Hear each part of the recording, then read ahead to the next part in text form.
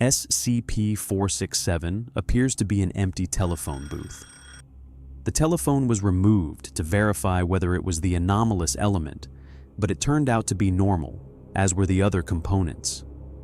If a person and a communication device are inside it, the subject will receive a call from an acquaintance. Call records and telephone logs don't register this call, even though it can be observed and recorded.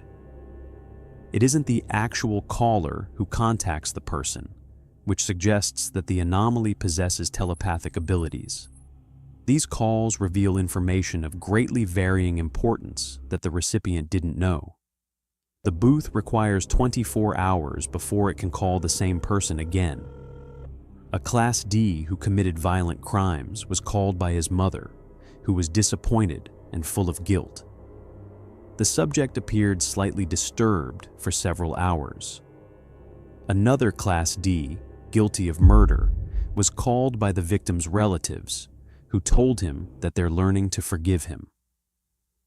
The subject experienced mild discomfort for several hours. It isn't known what another Class D heard, but he had a violent outburst toward personnel and was therefore terminated. Another Class D received a call from a researcher present in the room who told him that his haircut was ridiculous. The subject became slightly irritated, but later appeared amused. A Class D convicted of sexual assault was called by one of his victims, who had managed to recover and start a family.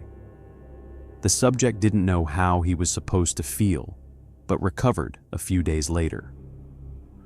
Dr. Wright received a call that caused her depression and doubts regarding her work. Another doctor, 2 days after a call, had a dispute with a colleague. An SCP was brought into the booth and was called by its creators. The anomaly denied the callers' identities. Around holidays, there's a significant increase in disturbing or distressing calls. Some Class D who even received a call from themselves. One received a call regarding his repressed homosexuality, reacting by attempting to destroy the booth before being terminated.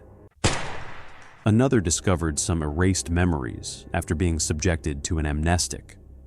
The subject showed only confusion. In other events, the caller was a deceased or non-existent person.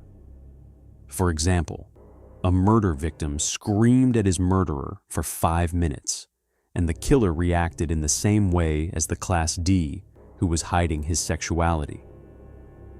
The second time Dr. Wright entered the booth, the caller had the voice of a small child. The woman turned off the recording equipment after the voice was revealed to belong to This SCP is classified as safe and is currently located at Site.